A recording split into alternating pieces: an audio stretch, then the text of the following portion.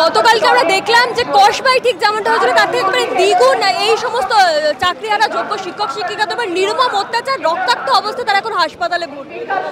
দেখুন, পুলিশের এরকম চরিত্র, মানে পুলিশ মাঝে মধ্যে ল অ্যান্ড অর্ডার এনফোর্স করার জন্য লাঠি চালায়, কিন্তু সেটা ক্রিমিনালদের ওপর। এ বোধহয় পৃথিবীর একমাত্র রাজ্য যেখানে শিক্ষকদের ওপর লাঠি চালানো হয়, এবং তাও কি কারণ হাঁটুর নিচে নয়, কোমরের নিচে নয়, মাথা টার্গেট করে লাঠি চালানো হয়। কোনো সভ্য সমাজে মাথায় লাঠির বাড়ি খেয়ে কোনো শিক্ষক রাস্তায় রক্তের বিছানায় শুয়ে থাকে না। এটা একমাত্র এই রাজ্যেই সম্ভব। সব্যসাচী দত্ত সকালে আসেন, তারপর থেকে উত্তেজনা বাড়ে এই এলাকায়। দেখুন, মহাভারতে সব্যসাচী অর্জুনকে বলা হতো, অর্জুনের দু হাতে দুটো পতাকা, এই দু হাতে দুটো অস্ত্র সমানভাবে চালাতে পারতো বলে। আর ইনি হচ্ছেন এই যুগের সব্যসাচী, ইনি দু হাতে দুটো দলের পতাকা সমানভাবে ধরে থাকতে পারেন। সুতরাং এই সমস্ত লুচ্চামালের কাছ থেকে আমরা আর কি আশা করবো বলুন? মুখ্যমন্ত্রী বা শিক্ষামন্ত্রী এখন এই যে চাকরিহারা শিক্ষক তাদের সঙ্গে কথা বললেন না, দুদিন কথা বলবেন কি? ওনার বলার আছে কি? ওনার বলার কিছু বাকি আছে? Plan A, plan B, plan C শুনিয়েছিলেন। ওই প্ল্যান এ ছিল নেতাজি স্টেডিয়ামে উল্টোপাল্টা গল্প শোনানো, শুনে নিজে চুরিটাকে ঢাকা। তারপরে প্ল্যান বি হচ্ছে কসবায় পেটানো, প্ল্যান সি হচ্ছে সল্টলেকে পেটানো। এরকমভাবে প্ল্যান ডি, প্ল্যান ই চলতে থাকবে। ওনার সব খালি চোরেদেরকে ধরার কোনো প্ল্যান নেই ওনার কাছে। ক্যাবিনেট বৈঠকে বসে একটা প্রকল্পের মাধ্যমে ভাতা দেওয়ার ঘোষণা করে দেওয়াটাই কি তার মানে একমাত্র সমাধান? দেখুন, ওই শিক্ষকদের জন্য রিলিফ তো মুখ্যমন্ত্রী ঘোষণা করেননি, সুপ্রিম কোর্ট 31শে ডিসেম্বর অবধি ঘোষণা করেছেন।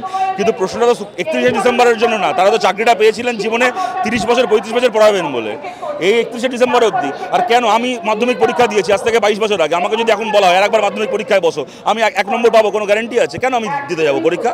আমি একটা লোকের কাছে আমার মাধ্যমিকের সার্টিফিকেট দেখাবো, সে বলবে তোমার আমি বিশ্বাস করি সার্টিফিকেট, তুমি আরেকবার মাধ্যমিক দাও। আমি কেন দিতে যাবো পরীক্ষাটা? তুমি মাধ্যমিকের বোর্ড, তুমি টাকা চুরি করেছিলে, সেটা দোষটা আমার? তার জন্য আমি কি করতে পারি? সুতরাং কেন এইটা হবে? এই বিকাশ ভবনের আধিকারিকেরাই কালকের এই শিক্ষক শিক্ষিকাদেরকে চোর বলছেন, যারা যোগ্য তাদেরকে চোর বলছেন। দেখুন, এই বিকাশ ভবনের যে আধিকারিকরা, এরা অনেকের আগের সরকারের আমলে চাকরি পেয়েছে বলে। যদি এরা বামফ্রন্ট আমলে চাকরি পেত, এদেরকে হয়তো বিকাশ ভবনের সামনে ফুটপাতে এখন বসে থাকতে হতো, যদি তৃণমূল আমলে চাকরিটা পেত। সুতরাং আপনারা নিজেরা সরকারি চাকরি করছেন, মাস গেলে মাইনে নিয়ে বাড়ি যাচ্ছেন। এই ছেলে মেয়েগুলো, এরা আপনার সহকর্মী, এরাও কিন্তু সরকারি কর্মচারী, এরাও পশ্চিমবঙ্গ সরকারের নিজের যোগ্যতায় চাকরি পেয়েছিল। কোনো কারণে আপনি এখন অবধি বেঁচে আছেন, এরা রাস্তায় এসে গেছে, তার মানে এই নয় যে আপনি জানলা থেকে এদেরকে চোর বলবেন। কে কার কবে গণেশলটা কে বলতে পারে? কালকে হয়তো আপনাকে রাস্তায় বসতে হবে। আমি বলছি, আপনারা যখন এসএসসি অভিযান করেছিলেন তখন এইরকম যখন এমন পরিস্থিতি আপনাদেরকে বায়ো টয়লেট দেওয়া হচ্ছে না, তখন আমরা দেখেছিলাম যে সিপিআইএম এর তরফ থেকে মীনাক্ষী মুখার্জি এসেছিলেন, আপনাদের অনেকেই তাকে গো ব্যাক স্লোগান দিয়েছিল। আজকের আপনারা যখন বিকাশ ভবনে এরকম একটা পরিস্থিতি, তখন সেখানে আপনাদের যে ধিক্কার সভা, সেখানে শতরূপ ঘোষ, তিনিও সিপিআইএম এর, তিনি বক্তৃতা রাখছেন। আমি বলছি যে আপনারা কি এখন এই যে রাজনৈতিক নেতৃত্বদেরকে পাশে পেতে চাইছেন? রাজনৈতিক ব্যক্তিত্বদের দায়বদ্ধতা থাকে এই ধরনের কোনো ঘটনা ঘটলে বলার। তার মানে সে নিজেদের রাজনৈতিক উদ্দেশ্য প্রণোদিতভাবে তাদের যদি কোনো রাজনৈতিক এজেন্ডা হয়, সেটা আমরা বলতে পারবো না। আর আমরা পার্টিকুলার কোনো রাজনৈতিক দলকে ইনভাইট করিনি, কোনো রাজনৈতিক দলকে আমরা ইনভাইট করিনি, আবারও বলে দিলাম করিনি। এখানে যারা যারা এসছেন তারা নিজের মতো করে এসছেন। আমরা একটা অ্যানাউন্সমেন্ট দিয়েছিলাম, অ্যানাউন্সমেন্টটা ছিল এইরকম, সমাজের শুভবুদ্ধি সম্পন্ন মানুষ আজ আপনারা আমাদের সপক্ষে রাস্তায় নামুন। তাহলে এটাও তো সত্য, আমরা তো আহ্বান জানিয়েছিলাম। কত লোক রাস্তায় মিছিল করেছে আজকে আমাদের সমর্থনে, করেননি, সবাই এখানেই এসেছে, এখানেই এসেছে। তো আমরা কিন্তু এখনও বলছি, আমরা সম্পূর্ণরূপে দলীয় রাজনীতির বাইরে আমাদের দাবির প্রতি এই লড়াই লড়ছি। আর আমরা অভিজিৎ গঙ্গোপাধ্যায়কেও গো ব্যাক স্লোগান দিইনি, আমরা শতরূপ মীনাক্ষী মুখার্জিকেও গো ব্যাক স্লোগান দিইনি। আমাদের এখানে মমতা ব্যানার্জি এলেও আমরা তাকে গো ব্যাক স্লোগান দেব। এবার কয়েকজন বাইরে থেকে কয়েকজন থাকতেই পারে, যারা এমনিতেই একটু, যেহেতু এরকম একটা সিচুয়েশান আছে, তারা বলতে পারে। কিন্তু যারা রাজনৈতিক দলটা আসছে, তারা শুধু এটা ভাবে আসলে চলবে না যে তারা এলেম, বক্তব্য দিলাম, তার রাজনৈতিক কথাবার্তা বললাম, রাজনৈতিক কত উঠলো, তারা তাদের রাজনীতির ক্ষীর খেয়ে চলে গেল। ব্যাপারটা এরকম করলে হবে না। তাহলে তারা যখন আমাদের এখানে আসছেন, তাকে এটা ভেবে আসতে হবে যে সে এখানে কেন আসছে। আর আমাদের প্রত্যেকের প্রশ্নের সম্মুখীন হতে হবে। আমার প্রশ্ন হচ্ছে, আজকে যদি শতরূপ এলো, তারপরে আমাদের একজন অ্যাঙ্কার প্রশ্ন করেছে, সেটা হচ্ছে কি, যে উনি যখন আজকে আমার ন্যায়ের পক্ষে কথা বলছেন, তখন বিকাশবাবুর বিরুদ্ধে প্রশ্ন এড়িয়ে যাওয়া যায় না। যখন আজকে এখানে দেখেছি যে আপনারা দেখবেন বিজেপির পক্ষ থেকে সজল ঘোষ এবং কৌস্তব বাগচিরা এসেছিল। যখন পুলিশের লাঠি নিয়ে ওনারা বলবেন তখন বিরোধী দলনেতার ওই দিল্লি পুলিশের লাঠি 8 ইঞ্চি এই সত্যটাকেও তিনি এই প্রশ্নকেও এড়িয়ে যেতে পারেন না। ফলে আমরা এখানে এসছি আমাদের সমস্যার জায়গায় দাঁড়িয়েই আমরা রাজনৈতিক দলগুলোকে আহ্বান জানাচ্ছি যে তারা কিভাবে আমাদের সহযোগিতা করতে পারবে করুক, কিন্তু তারা যে আচরণগুলো করছে সেই আচরণগুলো রেখে তারা বুঝে আমাদের পক্ষে কিভাবে কথা বলতে পারবে সেটা।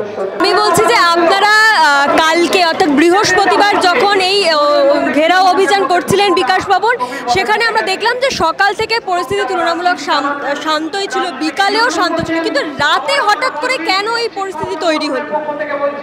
এই প্রশ্নে যথার্থ উত্তর বিকাশ ভবনে কর্মরত পুলিশ আধিকারিকরাই দিতে পারে, কারণ আন্দোলন ছিল, সেভাবেই ঘেরাও ছিল, আমাদের সঙ্গে দাবি ছিল তারা দেখা করুক, কথা বলুক, তারা কি চাইছে, আমাদের নিয়ে আমাদের চাকরি সুরক্ষিত করার নিয়ে তাদের কি ভাবনা আছে এটা আমরা জানতে চেয়েছিলাম।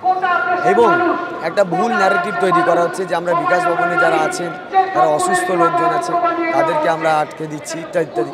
এটা টোটালি মিথ্যা কথা, এটা টোটালি মিথ্যা কথা। বিকাশ ভবনের ভিতরে আমরা সমস্ত রকম ভিজিটর এবং যারা অসুস্থ ব্যক্তি আর যারা আছেন তাদেরকে আমরা বের করে দিতাম, কিন্তু আমাদের সঙ্গে তো এই ব্যাপারে কোনো কথা বলেনি পুলিশ, কোনো নেতৃত্বের সঙ্গে কথা বলেনি যে আমরা বের করে দিই। তারা লাঠি চালিয়েছে সুপরিকল্পিতভাবেই তারা উদ্যোগ নিয়েছে, তারা মেরেছে, তারা রক্তাক্ত করেছে, তারা মাথা ফাটিয়েছে ইত্যাদি। আমি বলছি সকালবেলা এই বিধাননগর পুর নিগমের চেয়ারম্যান এখানে এসেছিলেন, তারপরেই কি আপনারা এই পরিস্থিতিকে উত্তপ্ত হতে দেখেছেন? বুঝলাম। আমি বলছি যে বিধাননগর পুর নিগমের চেয়ারম্যান সকালবেলা এখানে এসেছিলেন, তারপর থেকেই কি পরিস্থিতি কোনো রকম উত্তেজনামূলক হচ্ছে সেটা কি আপনারা দেখেছেন? হ্যাঁ, নিশ্চয়ই হতেই পারে, কারণ তিনি ওখানে এসে আমাদের যে আচরণ করেছেন যে আমি তীর মনে করলে 1 মিনিটের মধ্যে এটা করে দিতে পারি, ওটা করে দিতে পারি, 30 সেকেন্ডের মধ্যে আমি সমস্যা করে দিতে পারি, এখান থেকে সরিয়ে দিতে পারি। আর এই কথাটা মিল পাচ্ছি, আমাদের মুখ্যমন্ত্রী একবার বলেছিলেন একটা জায়গা থেকে যে আমি কলকাতায় থাকলে 1 মিনিটের সমস্যার সমাধান করে দিতে পারি। তাহলে এই মিনিটগুলো কোথায়, মিনিটগুলো সারবর্তা কোথায়? 1 মিনিটে আমি জানি না মাননীয় মুখ্যমন্ত্রী এই আচরণ সম্পর্কে কোনো বিবৃতি দিয়েছেন, সেইভাবে কোনো বিবৃতি দিয়েছেন এখনো পর্যন্ত আপনাদের সঙ্গে? এখনো পর্যন্ত কোনো বিবৃতি দেওয়ার প্রয়োজন তার মনে হলো না। যখন এতগুলো শিক্ষক রক্তাক্ত হলো, একজন স্ট্রোক হয়ে তার এখনো পর্যন্ত অজ্ঞান অবস্থায় রয়েছে, একজনের রেটিনা সংকটজনক অবস্থায় রয়েছে, আজকে একজনের অপারেশন হয়েছে, এত কিছু দেখার পরেও কি তিনি মনে হলো না যে একটা বিবৃতি দেওয়ার প্রয়োজন বা বলার প্রয়োজন? তিনি বলেননি। শিক্ষামন্ত্রীও কিছু বলেননি, শিক্ষামন্ত্রীও কিছু বলেননি, শিক্ষামন্ত্রীরও ইচ্ছা নেই বলার, কারণ তিনি তো এমনি দেখা করতে চাইছেন না। তো এগুলো ওই যে পুর নিগমের মন্ত্রী নাকি বলছেন, উনি এসে শুধু এসেছিলেন তা নয়, পিছনের দিকে রাতের বেলা এক গাড়ি গুন্ডা বাইরের সব জড়ো ছিল, বাইরের লোকজন। আমি বলছি এই যে বাইক বাহিনী যারা ছিল তারা কি আপনাদের উপর কোনো রকম কদর্যপূর্ণ কথা, মন্তব্য বা আপনাদের উপর কোনো রকম আক্রমণের চেষ্টা করেছিল? তারা আমরা দেখেছি তারা সমবেত হয়েছিল ওই দিকটাতে, আমরা আশঙ্কা করছিলাম, বিভিন্ন রকম কথোপকথন শোনা যাচ্ছিল, তারা বলছিল, কিন্তু আমরা দেখলাম যে যখন রাষ্ট্রের পুলিশই আমাদেরকে এরকম মারছে তো গুন্ডা বাহিনী মারাটা খুব স্বাভাবিক ব্যাপার। এবং আমার তো জানা নেই যে ওই ঘটনার পরই এই ঘটনাটা হলো কি কেন, দুটো ঘটনার মধ্যে কোথাও সংযোগ আছে কিনা।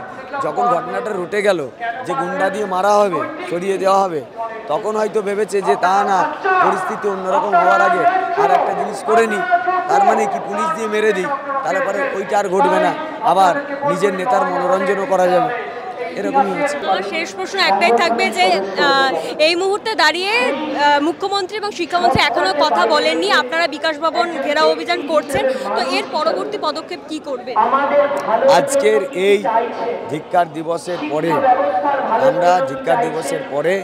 আমরা সেই পদক্ষেপ নেব।